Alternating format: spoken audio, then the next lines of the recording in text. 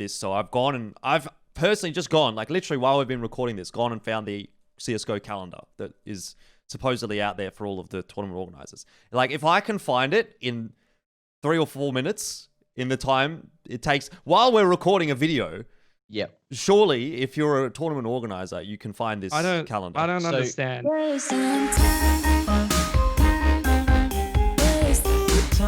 Geographically Challenged episode 14. It is one that we've been looking forward to doing for a little while. We had a couple of weeks off, mostly because there's been really not a whole lot actually going on. And I'd say there probably still isn't that much going on when it comes to Asian Counter-Strike. We're still sort of yet to kick all of that off.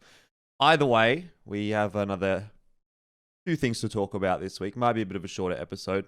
Pilski's back as normal. He's looking fantastic. Although, admittedly, Pilski, I think you were looking better in your dressing gown or whatever the fuck it was you were wearing before we started filming. It's an hoodie. An hoodie. How come Okay, hang on. This is a bit of a tangent, but how come everyone's got one of these now? Because I never heard of these. And then, like, in the last month, it seems like everyone's got one. So, Mac, have you got one as well? No, but I just know, like, 3 people that have them now. Yeah. What is the deal here, Pilski? Well, it's not mine. It belongs to my missus, and it was a gift to her. But I was a bit chilly, so I just chucked it on. Solid product. Would actually recommend. It's like the Snuggie, but better. It's got a better name too. Hey, this is actually where we start shilling for sponsors, by the way. So I don't know if there's anyone out there that's watching this that has a product that they would like promoted on Geographically Challenged, which maintains a fantastic average viewership of about 500 views per video. Pretty good. Hit us up and we will promote your product and potentially even wear it if you send us one. And also, we'd love some money. That'd be great. Thanks. Anyway, the other news is that MacMate is here. So this will be your first time on Geographically Challenged, Mac. But you're someone that we obviously work with a lot. And so you cast a bit of the Asian Counter-Strikes. So it's good to have you on. Pilski, I'm sure missing Bleh at the moment. But Bleh's busy, apparently, this week. That's fine. I'll settle for Pink Man today. That's cool with me. Yeah, he's got that color scheme. This is how you know he's a real Twitch streamer. I'm not a real Twitch streamer yet, but you can follow me on Twitch. Make sure you do that. And follow Mac as well. He likes to stream too. But not Pilski because, he doesn't stream for some reason. Anyway, let's dive into the discussion because I guess that's what you're all here for. You're not here to watch us talk shit about nothing. Things have happened this week, and one of the things that has happened this week was Dreamhack Summer for Oceania. So, a pretty good tournament back again from Dreamhack Spring. Felt like very much a repeat. It was basically the exact same show, and more or less we got the same result. I mean, in the end, actually, Avant came second, Renegades came first, Order came third. The only real difference was Chiefs for Rooster, and that seemed like kind of a negligible difference in the end, actually, Pilski, because didn't really make much of a difference. The whole standings, everything basically went to plan. Yeah, I think this Avant/Order rivalry at the moment is sort of turning into a case of form. It's going to be interesting to see how Avant starts to progress with this new addition, as they already did outperform Order, having beaten them head-to-head in that Dreamhack Summer Oceania competition. So I think that's a promising sign going forward. At the same time, though, I would like to see maybe in that Cologne tournament or some other tournaments coming up that both of the teams will be participating in, when Avant's ironed out a few of the issues that they were experiencing in that tournament, gotten a little bit more cohesive with that lineup, and when Order's not necessarily having a bit of a shocker of a day in terms of the form across the board on their individual players. Yeah, definitely. Obviously, a matchup that we'll see quite a lot of. You mentioned Cologne. We've got ANZ champs still. We're sort of expecting Avant to make it through to the season finals of that as well. On the topic of Renegades, though, Mac, it seems like they have really not faltered too much. We had our concerns, I guess, coming out of the player break, and to be honest, even going into the player break as to how much effort they were kind of putting into the game, how they were pracking, were they playing too much Valorant was probably the major concern. But it doesn't seem like it really matters, I guess, at the end of the day, if they can win all these tournaments anyway. Until the international tournaments start to kick off again, we're not going to really complain too much.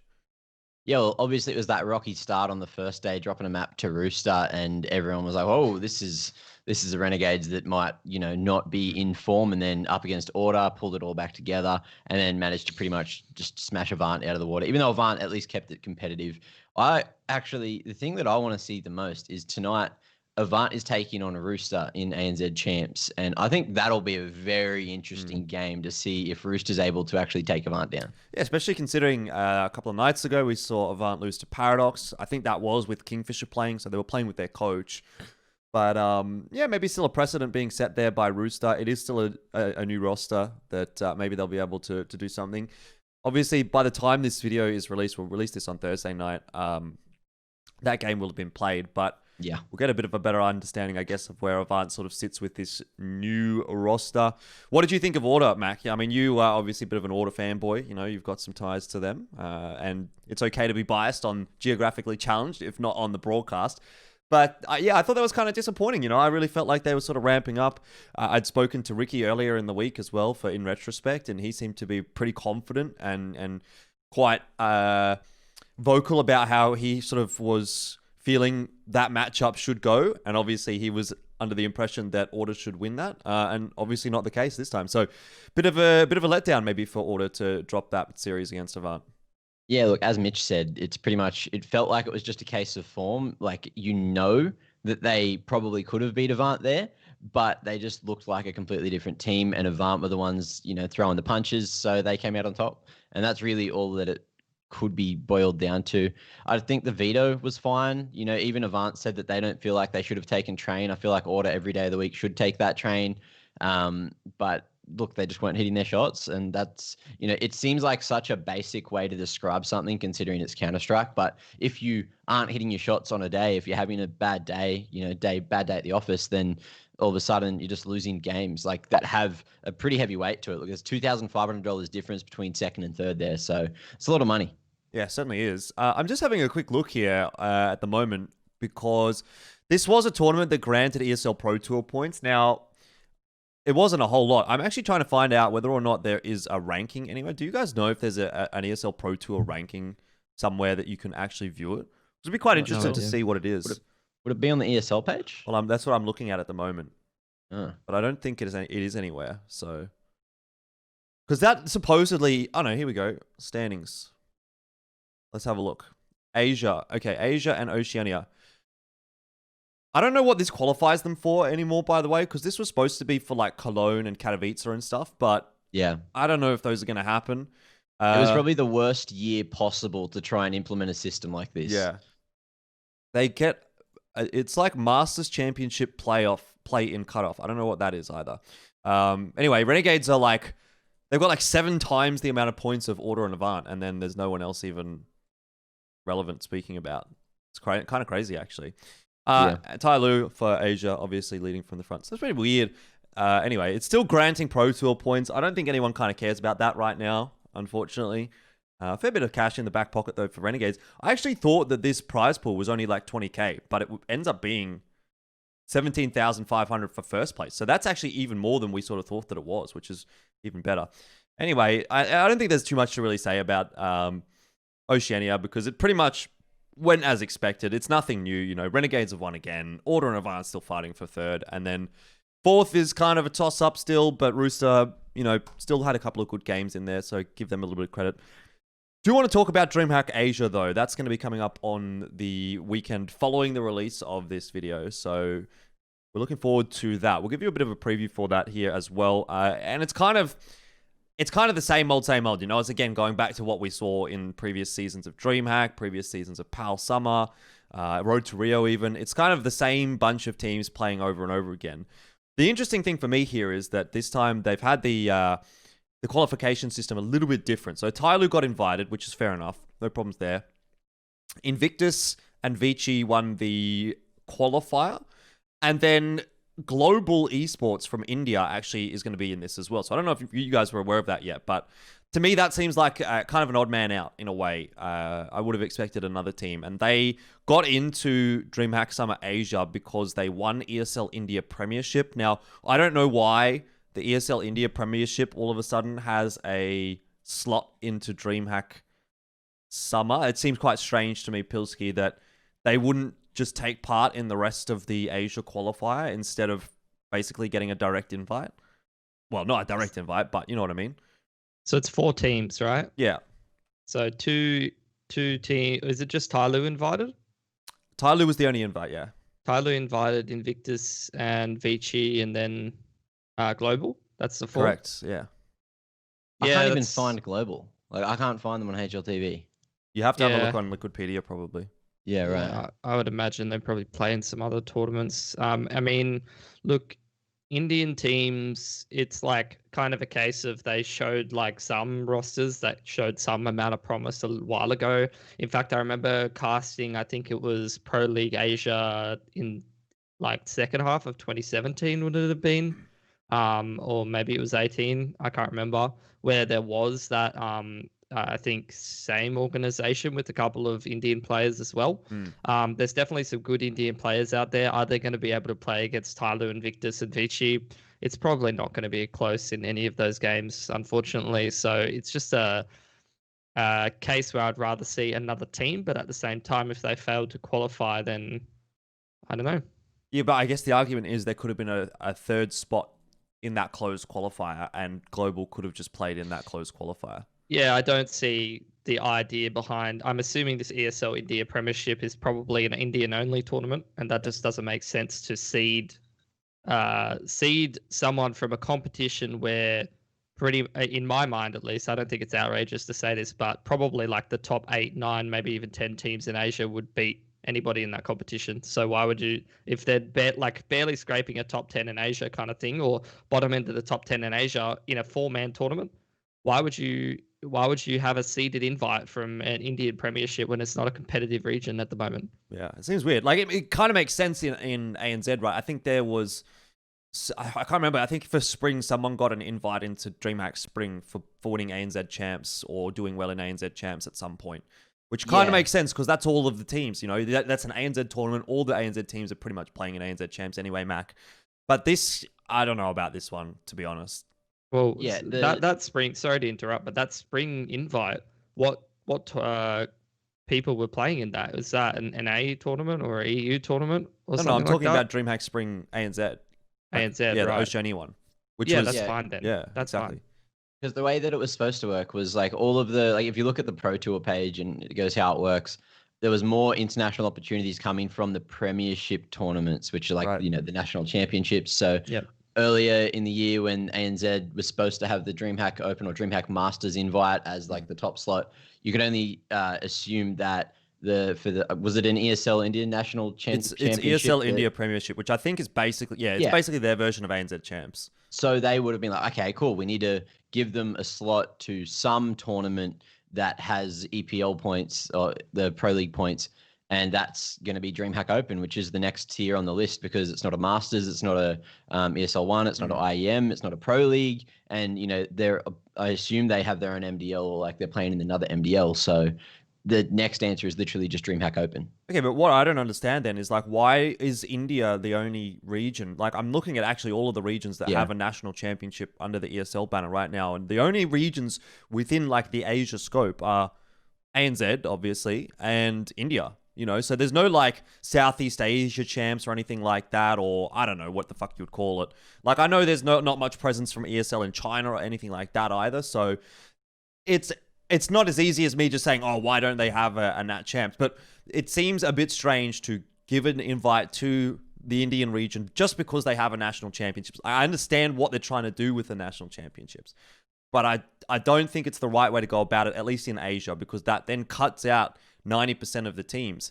If there was an ESL Asia champs, if that made sense, for example, you know, similar to what Zen League was, where all of the teams played in, then, you know, I think you could give a little bit more precedence to that. But yeah, the way it should work is it should be like an open qualifier into a closed qualifier. And if you win India champs, you get seeded into a closed qualifier with the other like 6, 7 good teams in Asia. And if you make it out, fair go. You get to play against Tyloo, Vici, Invictus, whoever usually qualifies. But if you get seeded straight into the top level competition ahead of what I'm assuming is, I mean, I might be underestimating Global's form, but I like to think I got a pretty good finger on the pulse in terms of how good the teams are in Asia for the most part.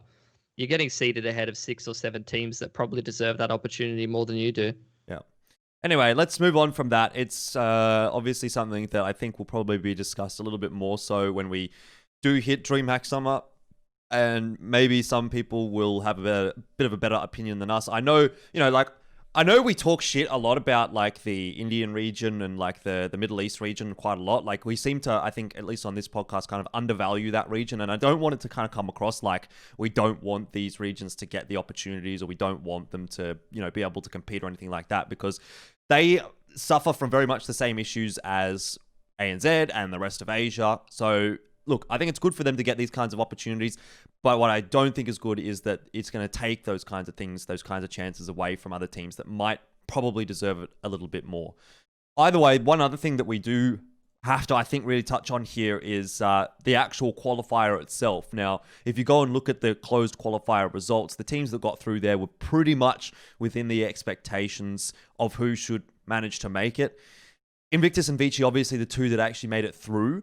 But what I found most interesting and probably most egregious, Pilski in particular, was Tiger. Again, another failure from Tiger. They go out in the round of 8. So they lost to D13 this time. And the other interesting result in that bracket was Beyond losing to Bren. So the top 4 in this tournament was actually Invictus, D13, Bren, and Vici, which, considering you've got Tiger and Beyond Esports, two teams that made it into pretty decent stages within the RMR tournaments, not being able to get through the top 4, I think, is another sort of bad result for these two. Yeah, I'd agree with that. And I think Bren's hard done by there. Like, just knowing that team is Bren, we've seen Bren be a team that, going back to Extremes Land, had a pretty good performance there. In some of these Asia tournaments, they're always consistently pushing themselves to the top of the open qualifier and playing some of these big players, big players in the scene. And like that, the fact that Global Esports is in there instead of like a Bren, that just makes me sad, because those guys are grinders, man. They're a really good team and they actually try real hard. So that's kind of sad. In what you're saying about Tiger, though, I think we overrated them before.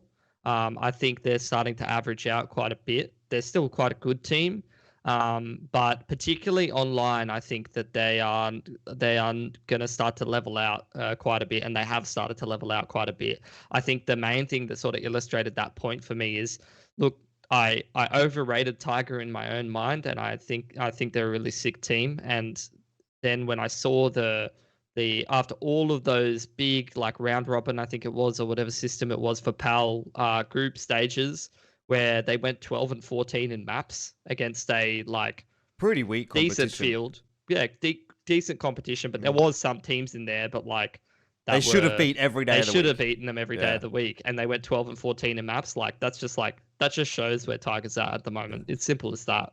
I think they should have, they probably should have dropped matches to like Invictus, Tyloo, Vici, but then everyone else, like it should have been something like, They should be beating Vici. They shouldn't be like if I'm thinking about where Tiger should be at, I don't think they should be losing. Well, where we rated them, definitely they should have been beating Vici. At one point I was sort of saying I thought they might be the best team in Asia. Well, what a fucking idiot I was. Anyway. Well, they had that one streak of form, so you can't call yourself They an idiot. did. They did look like a really fucking good team, and then all of a sudden just dropped the ball. They did. Look, you're going to rate a team pretty highly when they win 2 tournaments in a row. One of them had a pretty big asterisk on it. The other one, I think it was that Chinese tournament or whatever it was. Cup. Yeah, Weibo. They won, and that was fair go. Like, they actually had a good run in that tournament. The other one, it was like Tyloo, very new roster. But after that, things have kind of just gone to shit. Yeah. Have you got any 2 cents to throw in here for Tiger or for any of these other teams, Mac? I want to sort of actually give a quick shout out to Bren, who they did actually take Vici to OT in one of their maps as well, So it's like they're getting close. Now, if Global's got to take Vici to OT now, that's all I'm saying. As we shit on them on broadcast. Let's go, boys. I won't be doing very much of that broadcast. Sorry, Mac. Go on. That's all right. Look, I really do hope that Global have something to bring to the table, because I think Kev and I were really surprised by Camel Riders. They played one really good game, which we got to cast, and then I think you guys got to cast one of their games, and you were like, they were terrible. And we're like, well, we thought they were pretty good. Like, I don't know if they just changed form between one day to the next. We're talking about form, and it's something that can happen, but especially in these Indian teams, you never know really what you're going to get. So hopefully Global turn up and they provide an entertaining game and don't just get smashed. But I'm also really, really keen to see Invictus again, because I haven't casted them since they've lost the Russian Dream Duo. Yeah, actually, we're sort of getting the feeling that this might actually be a better Invictus than the Russian Dream Duo Invictus, as you like to call them, especially considering they come second in PAL Summer. I mean, Vici's been shitting the bed lately, so I guess the main storylines for me, and if we move into that discussion now, you know, what we're sort of expecting from this tournament on the weekend is, I think Vici definitely need to turn their form around if they're going to continue to be considered one of the top teams in Asia. They definitely need to get a second place here. They can't afford to lose to Invictus again. Otherwise, in my mind, definitely putting Invictus as the second team. I think Tyloo is going to continue to just basically fuck everyone in the ass. And that's basically the TLDR. I think global esports aren't going to do too much. So for me, it seems pretty straightforward. The other interesting thing to note as well, guys, and something that I was alerted to on Twitter by someone called Isex240, who obviously watches a bunch of our videos. He mentioned that Tyloo started to play Nuke as well, and I sort of did a little bit of digging here, and it seems like they are picking Nuke up into their map pool as well. So it's kind of similar to what's happened for Renegades lately, where they've started to maybe integrate a couple of these maps that they didn't play prior, and basically makes their map pool look unstoppable within ANZ. If Tyloo starts to integrate Nuke, like, no one's going to be able to beat them on anything. Well, maybe. Look, Vici has a pretty strong nuke. Look, historically, they're a very, very good nuke team. But then when you're thinking about Tyloo's play style on nuke, that could just be utter chaos. And I don't know if anyone would stand a chance if they got good at it. Well, that's a good point to bring up, because when Vici is number one in the region is when they really actually picked up Nuke and started to widen the map pool against some of the competition in Asia. And that's in one of these domestic scenes where people have a very narrow map pool, is one way to get a definitive advantage over your competitors. You can give yourself a massive, massive lead in the veto if you can play some of these maps that are on the fringe and force your opponents onto some uncomfortable maps and band towards their strengths. And that's what Vici's done so well for so long. You know, the strategy, which is a solid one, unfortunately, Vici has started to peter off in individual form. But the strategy for ages for Vici has been, we pick Nuke or Overpass, something along those lines, maybe a Vertigo, which they never really got good enough at, unfortunately, in my mind, to sort of 100% the map pool or something like that. You pick Mirage, which, you know, we're average as fuck on, but sometimes we win. And then we end up, you know, on some like other middle of the map pool kind of map as a decider, or maybe we get something that's a little bit more niche or fringe. And a lot of the time, Vici just wins at least one map in a series. Like, very rarely they get 2-0'd, and they also give you a run for your money on the other maps. So that was a very, very good thing for them. Unfortunately, Vici, you know, still not being able to put the numbers up where it really matters. They can still beat everyone else, but they're not able to beat the top teams. And I guess the whole point of this team is to be one of the best in Asia. And if they're not able to really do that, then I think it's still always going to be a disappointing result, regardless of how many times you get second. I guess, like, that's the thing. It's like, how many times can you get second and still feel like, oh, we're one of the best teams in Asia, because you're just never able to actually get over the line. Depends on your mindset, I suppose. Yeah. But are you happy with second? Yeah, that's exactly right. And I don't know that they necessarily would be compared to where they were before. But at the same time, to wrap up what I was saying before, Tyloo picking up Nuke is a big departure from what they used to do in terms of their map veto strategy, which was just, we play Mirage and Inferno, and then you pick whatever. And if you can kill us running at you on that map, then you win. Congrats, but we're going to 2-1 you.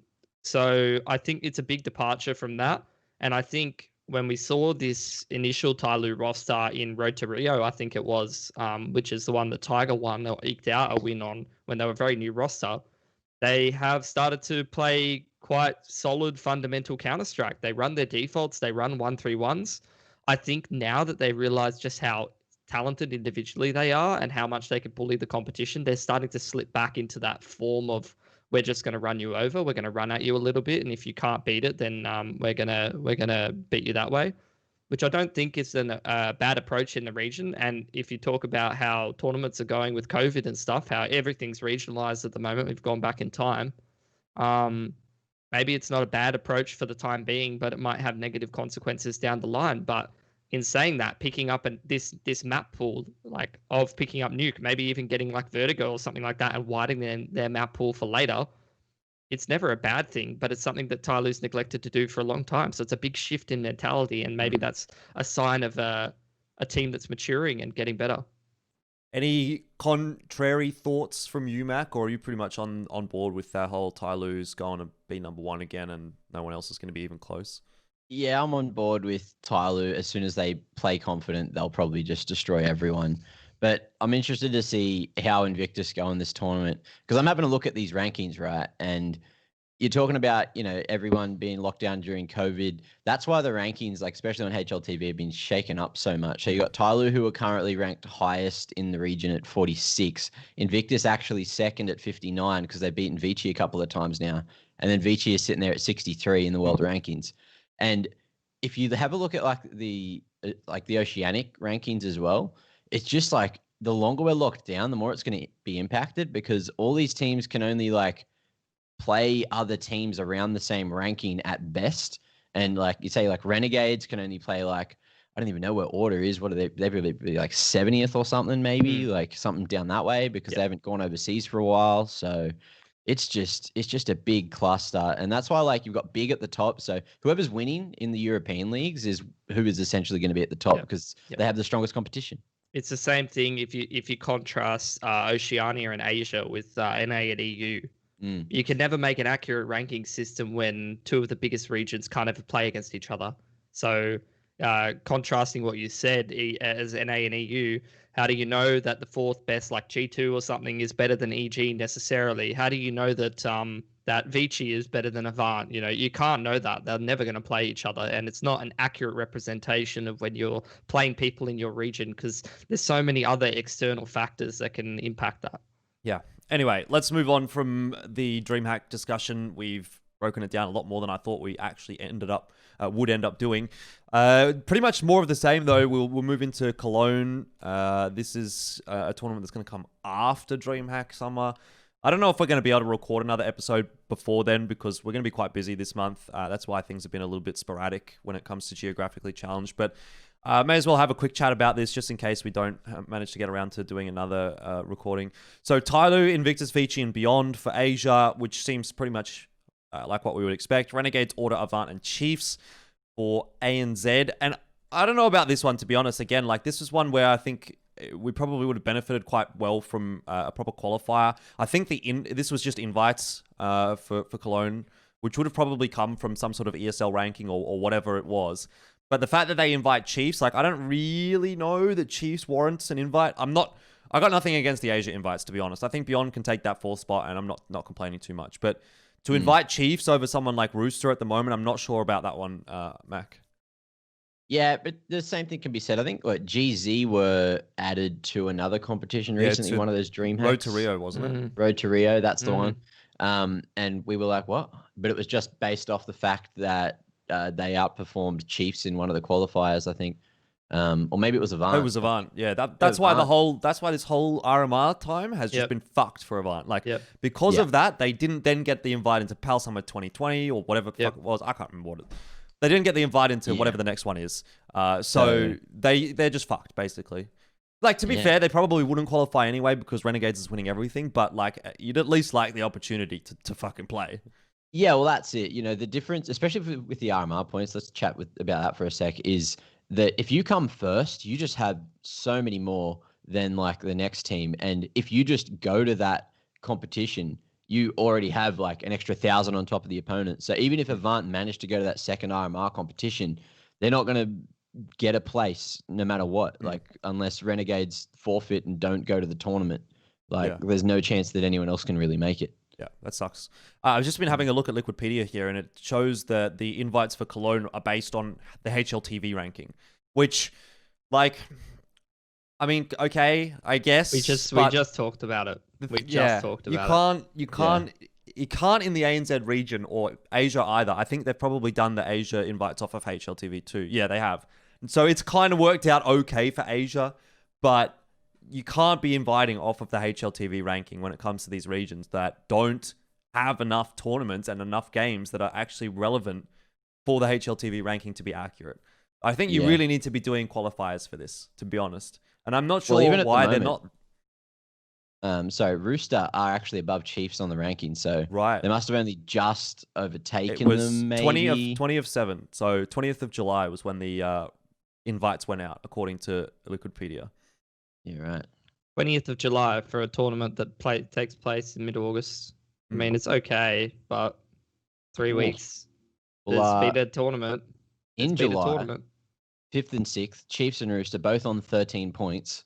So they were tied completely in terms of that. Maybe Chiefs had beaten them head to head or something, but now Rooster on 15 and Chiefs are only on 12.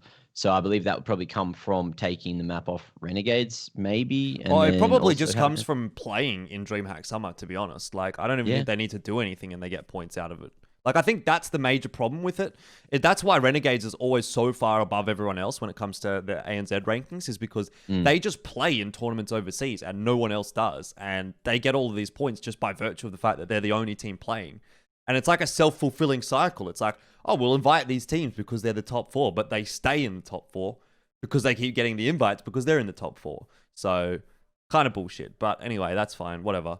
I think it's not the worst. It's not that egregious. I'm pretty interested actually to see what Chiefs is going to be able to do. Again, because we haven't really seen them playing all that much. That's my only real thing. That's my takeaway, is like they haven't been playing in anything, you know. So like, who's to say that they deserve the placing over someone like Rooster, who they don't did a pretty good job in Dreamhack Summer. Yeah, Rooster went into Dreamhack Summer. They won LPL. They've been playing since. They've been grinding. They're a roster. I would feel hard done by if I was on Rooster right now, to be honest. Yeah. And I'm not shit talking Chiefs. I know they're a good team. Maybe they might even perform better than Rooster in this competition. There's actually very real potential for that. But I would still feel hard done by if I was on Rooster here. Yep. Is this the first competition that Vexite can play, or are we still a month out from that? I think it might be September. I don't know, actually. So I think he just misses this one. I was talking to him the other day. That's rough. That's so annoying still. The fact that they've picked up a player that can be such a difference maker, and then you just can't use him. Well, HLTV still says he's 15. So I don't know how accurate that is, but pretty sure he's still 15 at the moment, yeah. Wait, so they're going to play without Vexite? I think they're playing with Yam. For Cologne. That just makes me a little bit more upsetty spaghetti. But, you know, it is what it is. Can't change the invites.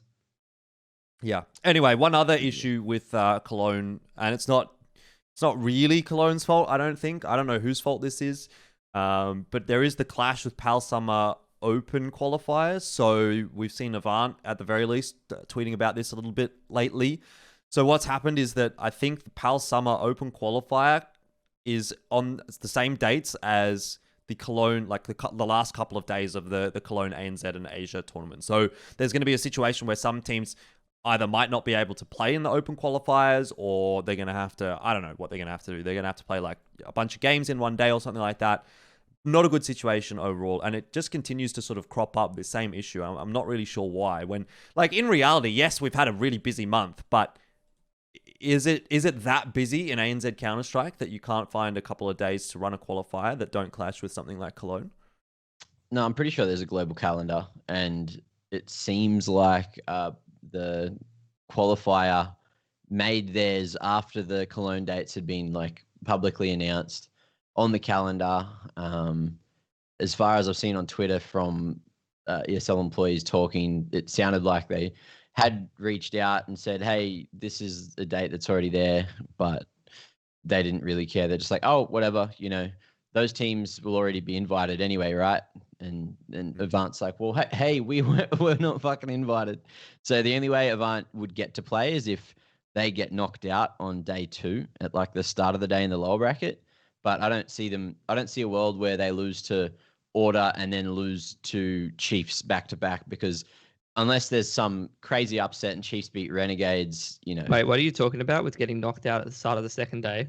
That there might be a chance to play in the open qualifier, depending on timings, etc., of when the qualifiers are and when Cologne timings are. Yeah, like if they're already out of Cologne, then yeah, okay, maybe it's not an issue. Yeah, but okay. But that's theoretically in my head. I'm like, that's the only time I can see them being able to still play these qualifiers without there being an issue.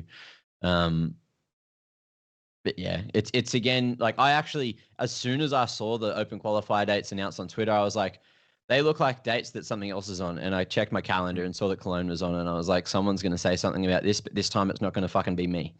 So I just held my tongue, and then someone found out probably like 3 weeks later after the dates were announced, and then we're like, that's when they noticed. And I was like, fuck, am I like the only one that's noticing these clashes, or is shit just being said behind the scenes? Like, how does this keep happening? Like what's on this weekend for ANZ? You know what I mean? Like 14th, 15th, 16th. There's Dreamhack Summer for Asia, so you don't run the Asia qualifier this weekend. But this is a free weekend where a qualifier could be. I'm just having a look at some of these calendars. You could run it throughout the week, next week as well. Obviously, there's ANZ Champs Finals on the 22nd of August, so you probably don't want to run it on that weekend. And that's then the following week is when Cologne starts. And then the week after that is when this fall league starts. So there isn't that much time, but I don't know. Yeah, there's just a lot on because the player break pushed everything back. It's also, I think there's MDL finals on at the moment, right? Which are obviously a bit movable in terms of when they can be played. Teams just agree on dates, etc., to do it. So that's not too big of a deal. But that should have been on before the player break, before it all changed. Because I know Order played their quarterfinal or whatever it was before the player break, and that was the only MDL game that was played because everyone else tried to push back to like the next week, and then all of a sudden MDL or ESCA was like, oh shit, we're honoring the player break, guys, don't play this week, we'll just play them later. So you play a whole season. It's the same as ANZ. You play a whole season, you get to the finals, and then you just have this month off, and then you play in finals. Like it's a weird timing that it seems like didn't need to be necessary. Yeah. But, teams agreed on it, so it is what it is. Oh, well, what can you do? Hopefully there's a resolution or something like that for Avant, but I think they're shit out of luck. It's just been a bad year for Avant, really. I mean, it's been a bad year for everyone, let's be real, but Avant continually is the one that gets fisted in the bum the most. first thing was that Ground Zero invite over them. That was pretty egregious in the first place. And then, and we've gone on to see that Ground Zero is a team where some of the players have chosen to step away from Counter-Strike, whereas Avant, they're like one of the top organizations in the region. They're actively picking up the best players from other teams. They're grinding. They actually want to be the best. They're making tough decisions. Like that's not fair, but I guess hindsight's one thing. And then in the other thing in terms of scheduling, like again, it just goes back to the same thing. Like if I don't know, maybe I'm ignorant or I'm fucked in the head, but like seriously, if your objective is to run a competition, and you want I would just fucking assume that you want the best teams playing in it. Like what's the point of it not having the best teams playing in it? Like, what's the point of running the competition? I can't get my fucking head around it. Like, is it marketing? Is it like you just want to be in the space? Like, I don't fucking understand. And then they just do shit like this where they actively make the quality of their competition worse. Like, that's the same reasoning for why I get a little bit upsetty. Like, I like seeing upsets in competitions, but I get a bit upsetty when I see upsets in competitions because it means that the quality of the competition actually gets worse a lot of the time because it's not like for like to fucking replace Avant with another team that will qualify. It's not the same thing at all. Yeah. And I'm actually, obviously pretty interested in this. So I've personally just gone, like literally while we've been recording this, gone and found the CSGO calendar that is supposedly out there for all of the tournament organizers. Like if I can find it in 3 or 4 minutes in the time it takes while we're recording a video, surely if you're a tournament organizer, you can find this calendar. I don't understand if it's negligence or is it just an ESL thing? I don't think it's an ESL thing. ESL's dates are all in this calendar. Can you see this calendar? I can link you this right now. No, don't link it to me. I'm going to find it. I'll see if I can find it. Okay. Anyway, I can find it. I can get on it. And I can see the date, the exact date that I mentioned, the one where Friday 14th, Saturday 15th, Sunday 16th of August, nothing on. Dreamhack Open Summer Asia, fine. Doesn't clash with ANZ at all. There's no MDL, apparently, according to this calendar. Maybe I'm wrong, but according to this calendar, it's nothing. You just take these 3 days from the Open Qualifier, drag them up there, and they're in the perfect time. Whatever.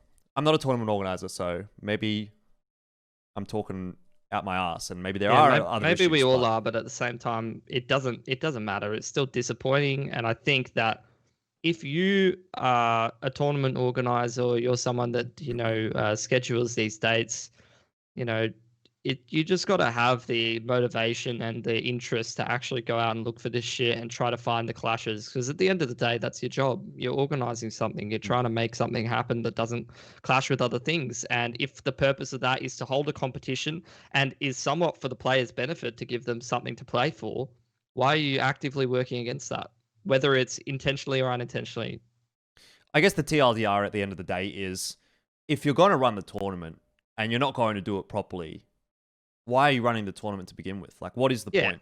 Like, still run the tournament. We love the tournaments, but we're still gonna have a whinge if something's wrong. Yeah. That's all right. One day someone's gonna get it right, and we're gonna fucking preach about it over and over. One day again. someone's gonna get it right, and we're gonna say nothing. Yeah, that's true. That's the problem. It's like with casting. It's like if you're doing a really good cast, no one says anything, and then you know that you've done okay.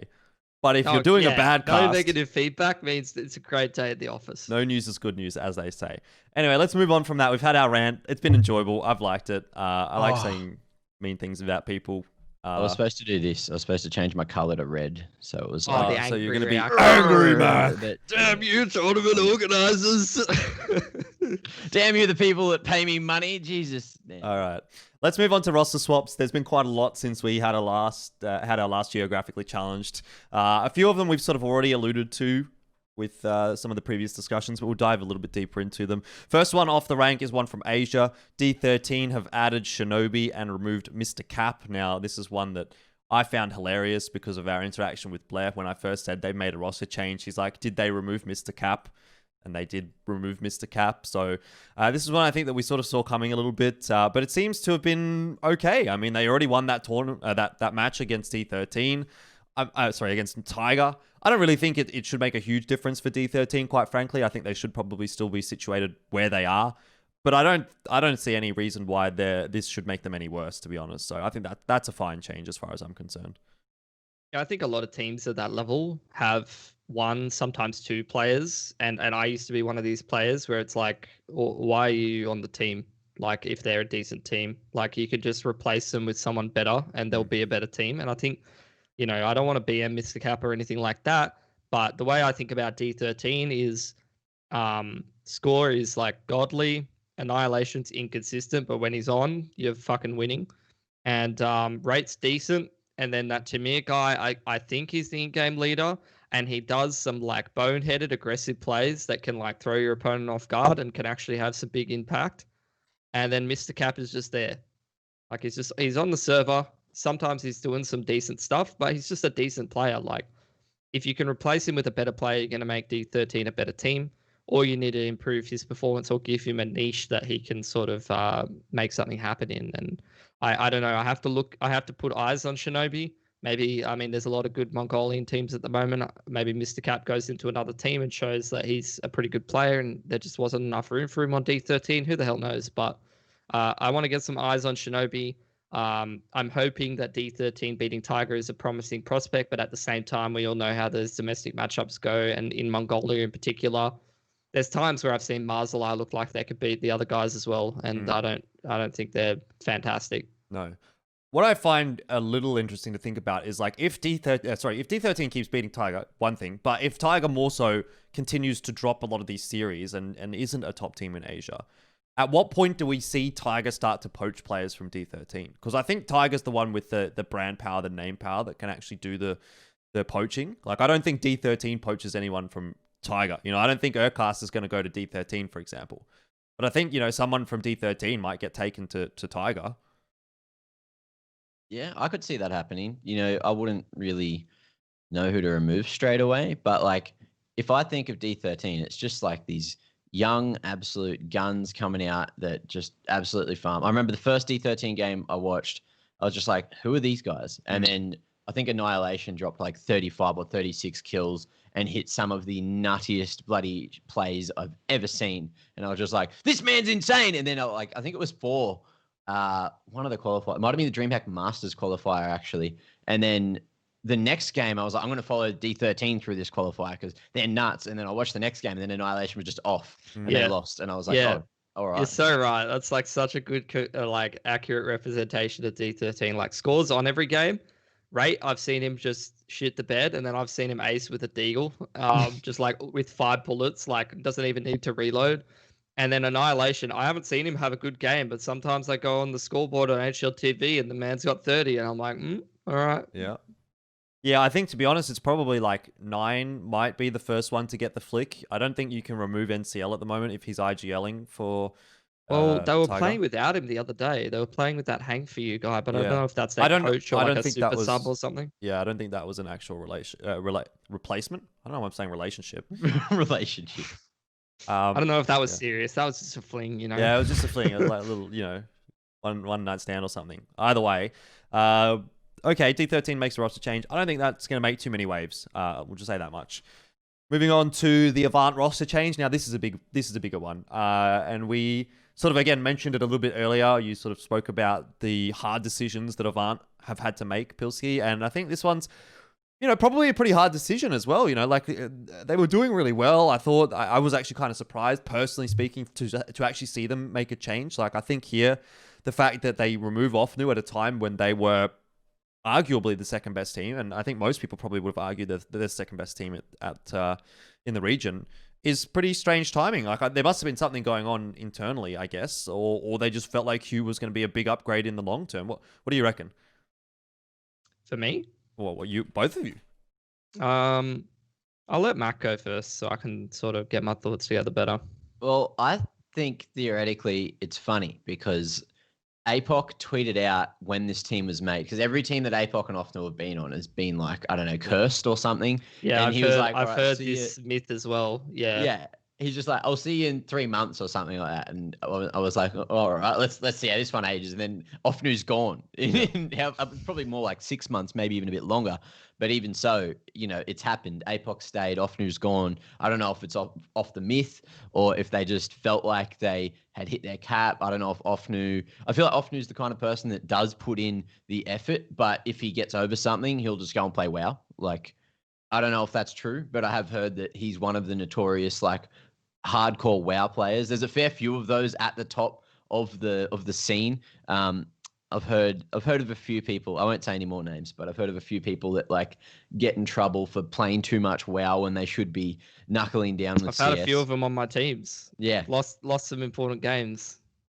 Just because of that, just because of raid night, it's crucial. It is crucial to get those raids in. I know because I've somehow recently become addicted to WoW. I think I'm trying to get rid of that addiction. We even have one of those guys on our team, Pilski. We're not talking about Counter-Strike team like as a game as players, but as a commentary team, I have, as I recall, had to reschedule 1 or 2 of Mac's casts because he wanted to raid. I said, really? Hey, I would prefer to not be on the Sunday. Yeah. If that's all right. I would prefer not to. Mac, what are you fucking doing? And I'm like, look, it's raid night. Look, I'm not gonna lie here. I would prefer not to cast the grand final of this tournament just so that I can go and raid on WoW.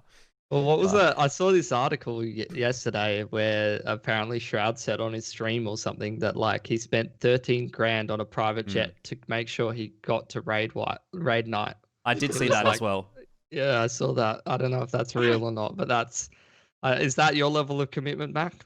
Not anymore, no. I don't think Mac has got $13,000 to spend on a private jet. We're working in Australia in esports. Any of us do. Look, this month was like a blessing. I was like, last month there was only Valorant on. There was only the Ignition series, and then other than that, there was nothing else to cast. So I felt really high and dry. And then Jordan's like, "Hey, look, here's your work. I put it all in the calendar. Look at the calendar. It's just fucking chockers. August like, is full." Beautiful. Yep. Here's that work we've been missing. Yep. And then it was like all on Sundays, and I was like, oh shit, because the new phase came out and the new raid's just about to come out as well. And I was like, oh shit, sorry boys, can't do the raid this time because got to live. On that topic, patreon.com/Elfishguy, support us. Thank you. And also, this is a WoW podcast now, so I don't know. What's your favorite thing about WoW? I've never played WoW, to be honest. I remember describing what WoW is to my girlfriend after playing it obsessively since the day it came out for about 5 years, I think, till early Wrath of the Lich King. Maybe not 5 years. How many years is that? I don't know. But I described it to her as real life for degenerates. Okay. There you go, Mac. Well, I was going to say it's like, once you get to be part of a guild, it's just like you're fully part of like a 40-man team. It's like going back to when I used to play footy. And you had that 15, 16, 17, 18-man team, and you always go to practice together. Then you go have beers together, you chill together, whatever. It was like that, but just online at home, and it's just be online these couple of days. Help each other out, get what you need for raid, etc. I don't know. It just felt like being part of a team. So it was that nice feeling again. And then when I got this work on, I was just like, boy, I felt like I was letting the team down, even though I'm only one person of a 40-man, roster. And it felt so bad, but, at least that you care about it if you're feeling bad. So I don't know, but they've dropped things for me as well. So it's like it's good like that. But I don't know. I feel like we should get back to this discussion of Ofnu and stop talking about WoW and how great it is to be part of a guild, because we're hardcore nerds like that. All right, then on the topic of the Ofnu change, you reckon this is an upgrade, Pilsky? It seems like you have been quite positive about this roster change in recent times. Oh, it's a good upgrade. There's no doubt. I like the incentive. You don't see any Oz teams do this kind of thing outside of Renegades. Just pick up a player who's the best player on another team. That's like Renegades farming auto, except it's not the top team doing it this time. It's a team it's like instead of a vertical change, it's like a horizontal change. You're going to a team that, like, maybe Chiefs is a little worse than Avant, but like, on their day, maybe if they got their roster together, there's no guarantee a couple months down the line you couldn't see Chiefs eclipse them with the right roster, with the right pieces, right work ethic, all that stuff. So I like the change. That's a really sick move. I wish that kind of thing happened more often. There's a caveat to it, and it's that I think Hugh, and even going back to when he was stat or genuine, and I said this on the broadcast as well, is a player that I worry about because he has a lot of people are sporadic up and down. Game to game, they're either good or they're shit. Hugh is not like that. He's like 1 month he's really shit, and then the next month he's the best player in Australia, and he has peaks and troughs. And if he can maintain his peaks and maintain his good level of form, and I asked him about that on the broadcast, and he said it's just about how comfortable he is and how much he's feeling it and how good he's feeling. And then if he can maintain that feeling and he can maintain these level of form, Avant's going to be a really sick team with a really good, well-rounded firepower. And the other dimension that a lot of people forget to this is he's actually joining up with people that he's played quite a lot with. So he's played on Legacy with Sterling and Blitz before. And he's played with Blitz for a really fucking long time, like even going back to this like Funky Monkeys team or whatever ages ago. He's played with Blitz for a very, very long time. So these are really good mates of his that he gets to join a team with. Hopefully it goes well. We'll jump into the Ground Zero changes then as well. They've made some pretty significant changes. We're kind of going a little bit deeper down into ANZ Counter-Strike this week. I guess there's a lot more going on for ANZ at the moment than there is for Asia. But minus Pears, minus Liki, plus Mayker, plus Laes. We got to see this last night in ANZ Champs, and it didn't seem to be all that crash hot. I don't know whether you watched it all that much, Mac, but they lost 2-0 to Paradox. Admittedly, yes, very, very new roster changes, so you can give them that sort of credit. I think the roster changes themselves aren't necessarily bad, but I don't think it's going to sort of elevate Ground Zero or anything like that to another level. And to be honest, I kind of think the fact that they've lost Pears in particular is quite a big loss. Yeah, look, Pears and Liki leaving is, I feel like it's a detriment, but the pickups that they got are pretty solid. Like Mayker can be really, really strong on his good days as well. He can literally single-handedly carry a team, but it's a matter of consistency. And Laes, he's a very strong player as well. He is quite young, but he's on the come up. And I don't know if you guys know about this last night, but Laes had a power out and had to actually go to Bo's, like the owner of GZ's house as well, like over in WA, and then set up and then get ready and play the game. So it was like a really, really awkward situation. Apparently, there was 2 or 3 Pomeranians just yapping at him the whole time because they didn't know who he was. So I don't know how that affected the team comms or his focus on the fucking game.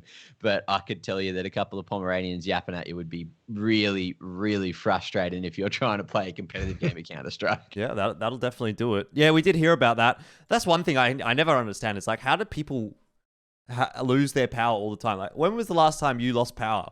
I feel like we've had so many broadcasts this year that have been fucked by someone's power going out, and I can't remember when I lost power. Last year, I lost power for like 3 fucking days, and it was like fucking trek. Like I literally smelled so bad. Like cold showers are not a good time. Mac's a cold shower king. They're pretty good. Yeah, they get you going. They get your blood flowing. It's beautiful. And they wake you up. That's what you want. All right. Well, I guess that's the end of the relevant roster swaps. The other roster swap, quote-unquote roster swap that has happened was Truckers with Attitude, minus everyone, plus no one. So basically the team's dead, I think, as far as I have heard. And they win. But they still win. So they're finishing off the season of ANZ champs. Not really too much to say apart from it's disappointing that we're not going to get to see this roster persist, because I did think that it was a pretty good roster and that they could do something. But hopefully some of those players, if they're going to continue playing Counter-Strike, are going to be able to get into some better teams and, be able to make something happen. Either way, that'll be that for the roster changes. Let's jump into the viewer questions and then we'll wrap things up. There's been a few of them. I think I've missed a couple. So if you did have a question in the last few weeks and we haven't answered it today, feel free to drop it again in the comments and I'll try and remember to put it in next week. But because there's been such a long time since we did an episode, it's kind of hard to go back and remember all the things. Anyway, first one here from Murazrai, who definitely does like asking a lot of questions. He's always one of our regulars. He asks, will teams like Ikarus and DWFN ever get an international appearance again? So these are the teams from Korea and from Japan, respectively. And I'm just going to go out and say I don't think that they will, to be honest. If they're not making it through these open qualifiers into things like the closed qualifier for Dreamhack Summer, I don't think that you're even going to get close to an international appearance. So no, it's a no from me. I think they're both Japanese, not Korean. Are you sure? But yeah, those are both the Jap teams. Ikarus? Ikarus is a Korean team. Oh, Ikarus is Korean. What the hell? Why am I thinking like that? Yeah, you're right. I think there was a team in Japan that had a similar name to that. Yeah. Ignis. Why am I thinking of Ignis? Yeah. Yeah. They went over to Valorant as well. Mm-hmm. Yeah, look, if they were going to do well, they probably would have done well a while ago. I think these are teams that ride the coattails of some of those other teams in the region, like the Ignis team in Japan, maybe this team as well, always second fiddle to Absolute. And Absolute were average in Asia, like maybe borderline top 4 at times. So unless they can recapture some of that form, then maybe. And it's going to be difficult. You're going to be hard done by to find anyone that's not playing Valorant. They're going to have some a long period of adjustment and improvement. I am even having a look at the open qualifiers for Dreamhack, which was like all the way down to 32 teams. And they're not even in those 32. So, are they even still playing Counter-Strike? He said international appearance, right? Yeah. Yeah. Well, when's the next time anyone's going to have an international appearance? No one fucking knows. It's going to be a long time. That's a good point. But if it is going to be anyone, it's not going to be these teams. I think it's going to be Chinese or Mongolians. For me, these guys are probably better off moving to Valorant. Their whole scene has just disappeared. So you may as well, if you can't beat them, join them, right? I would totally agree with that. They should go and play Valorant straight away. They've got some infrastructure and some leagues and some sponsors supporting that game. Take advantage of it. It's not a bad thing to jump ship to a different game if it's the correct move to make at the time. Yeah. Unfortunate as it is to say, no, we don't believe they will get an international appearance ever again. And to be honest, I don't think any Korean or Japanese team will ever make an international tournament again in Counter-Strike. Unless something drastically changes with the landscape. I don't know what would have to change. Maybe some of those teams in Valorant, for some reason, this big Counter-Strike tournament comes to Korea or Japan and they decide we'll give this a crack. And they all of a sudden are fucking sick in Counter-Strike for some reason. I don't know. I don't think it's going to happen though. I think that region is done, unfortunately. Yeah, we're 10 years into the life cycle of the game. There'll probably be a new Counter-Strike if that's going to happen again. Yeah, I really hope there is something soon. Because, Counter-Strike 2 or whatever. CSGO is just not optimized. It's so fucking shit. The amount of times you just drop frames for no reason, that made a new update and all of a sudden, I was talking to Inst the other day, you get these stutters when you're streaming and no one knows where it comes from. No one knows how to fix it. But you just get random frame drops. You're sitting on 300. It'll drop down in a couple of seconds to, it'll just drop to 80 and then go back to 380, 300, 80, 300. And you just feel the drop. And you just when you look around, you can, that rubber, what feels like not rubber banding, but stutter. You go, it chugs. And it makes no sense why it's doing it. And it only ever happens when you're streaming. Apparently, they cooked it before the player break, which was kind of lucky, that you couldn't even get the source of Counter-Strike going into most streaming programs as well. Like they're just breaking things every time they try to update, and they're trying to force out updates just to try to catch up to Valorant, who releases this mostly balanced, very good, like very structurally sound game that runs on every system possible, has really good frame rates. And, it just comes down to, I don't know if it's like more basic graphics or a bit more of a solid development. But if Counter-Strike as a whole just, when's that fucking Source 2 coming? Like, when's that I thought coming? that was cancelled, right? Oh, I don't know. It's just that the fact is that Dota 2 has it, and it fixed so many issues with that game. Why not just put it in Counter-Strike? Like, I don't know how hard it would be, but the fact that everyone's been asking, and it like could just completely like the game's not dead, but it could revive it to a position where everyone can just enjoy it without having to worry again. Yep. Rough times. Bit of a tangent there, but thanks for the question, Murazrai. No, it was good. At some point, we'll probably end up talking about that, one day. Either way, jumping on to the next question, it's from Gruff Will on Twitter, actually. So we even got a Twitter question in the last few weeks, so that's exciting. Really moving up in the world. He asks, does Kaze speak Chinese in Vici? Do you think Tyloo will look at replacing Danking with Kaze if they don't perform well internationally? Now, two parts to that question. Kaze, I believe, does speak Chinese in Vici. I'm not sure what his level of Chinese actually is. Like, if he's like fully fluent, I think he's pretty good though. He's from Malaysia, and a lot of Malaysians do actually speak Chinese, depending on what their heritage is, because there's Indian Malays, and then there's Malays, and then there's Chinese Malays as well. So he might actually have some added benefit from that. So I think that's a pretty easy question to answer. Do you think that Tyloo will look at replacing Danking with Kaze is a bit more of an interesting one for me. Now, I'll reserve my opinion here. I'll give this one first to you, Matt, because normally you're following on after Pili. So you get the opportunity to say your piece here first, and then we'll see what Pili has to say and whether or not I agree with you too. I hadn't even heard of that as a swap, but I feel like Kaze, being the little old superstar that he is, could pretty much slot into Tyloo. Danking's performance, I don't know. He's one of those inconsistent players as well, but I feel like individually Kaze is a better pickup than Danking. So I'd say it could happen, but is it going to happen? No. Like Tyloo, they're pretty solid with their rosters. Okay. What do you think, Pilsky? I think if it was going to happen, it would have happened ages ago. Like it would have happened when they picked up Zeta. Like, why would you pick up Zeta instead of Kaze? Like that's when it should have happened realistically, or probably even before that, like in the old roster, like when people were talking about like, Captain Mo, they don't really have a proper AWPer and stuff like that, that's when they should have got Kaze. Like Tyloo has had the same problem for ages, and that is that they didn't really have a primary AWPer before they started to go outside of China or before they picked up Danking, and that was many, many years. And by the way, Kaze, active in the exact same period as that, all the way back to MVP Karnal, has been a hard carry player in Asia. So if Kaze was going to go to Tyloo, that should have happened fucking ages ago, man. So I would go say no. I'd say there's something that's stopping that from happening, and I don't know what it is. Yeah. Maybe he doesn't want to play for them, but I'd say it's not going to happen, because if it was going to happen, it would have happened in the last, and I'm not even kidding here, maybe like 6 years, something like that. Yeah, I 100% agree with you. That was going to be what I was going to say as well. Like, if there was any world where Kaze actually gets onto Tyloo, it should have happened already. And the fact that it hasn't makes me think that there must be either something to do with him not wanting to go to Tyloo, or Tyloo not wanting to have him on their roster. I'm not sure exactly what it is, because there's no reason, no logical reason outside of that, right? He's a good player. He's probably the best AWPer in China, at least that speaks Chinese, or I should say in Asia that speaks Chinese.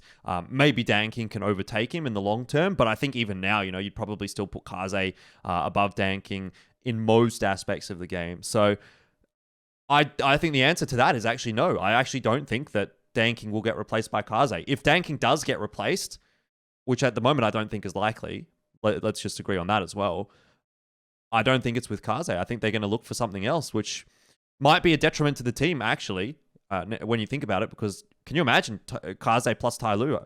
I think that'd be pretty sick, but If Tyloo's Anyway. making a change, they're probably pinching someone from Vici or Invictus. Yeah. They should get Jam Young. But I don't know who you replace. That's the only thing. Fuck, don't even say that. I'm gonna. Oh god. All right. Well, we'll save that topic for another day. Either way, that's pretty much the end of what we have to talk about. Would give a quick shout out to anyone if you're interested in asking us a question. Please drop it in the comments. We do like to answer your questions. I actually almost feel like half the time the questions lead to more interesting conversation than the topics that I come up with. So, maybe you can carry this fucking video next week or whenever we do it. Either way, end of Geographically Challenged, number 14. Let's go with you first, Mac. What are your final thoughts? What are your social medias? What do you want to say to the lovely viewers and whatever else? Get Johnny Olsen on Tyloo as fast as you bloody can. That's all I want to say. But unfortunately, he has moved to Valorant. And he actually has a Valorant team now as well. I saw. Get him on. Fuck Valorant. Get him on Tyloo. Can he be on Tyloo's Valorant team? Yeah, exactly. Do they have? I think they have a Valorant team, by the way. I don't think they're good. They get bullied by the Korean and Jap teams. Well, everyone's getting bullied by the Korean and the Japanese teams, at least for now. Either way, we'll see how that sort of pans out in the future as well. You can follow Mac at MacMate_. You got to make sure you put the underscore there, otherwise it's going to be the wrong MacMate. But catch up with him on DreamHack Summer Asia, which is on the weekend. Pilski, what about you? To the top right-hand side of Jordan's head. That's pretty much it. What's that? Which one's the right? Which one's right as far as you're concerned? Like my right, which is that way? Max got it. Or your Max right? worked it out before you. Can you stop that? Stop doing that. What? It's Dab. almost a dab. You got to He's snow. dabbing. Oh God, what have you done? That's all right. Yeah, please hire me. I need to eat. I need at least a bread roll a day. It's kind of It's hard. getting rough out here. All right. Yeah, that's it. Got to get that bread. Hire us for events. I'm not going to say what Blair usually says because that's kind of his thing. That's his line. We'll hope to see him back in another couple of episodes. Either way, thanks for watching. Make sure you make some comments. Make sure you like the video. Make sure you support me on Patreon. Make sure you follow me on Twitter. Make sure you follow me on Twitch. And do what Mac is doing. Look at the camera with a dirty, filthy mustache. Thanks for watching. See ya. Wasting time. Wasting time.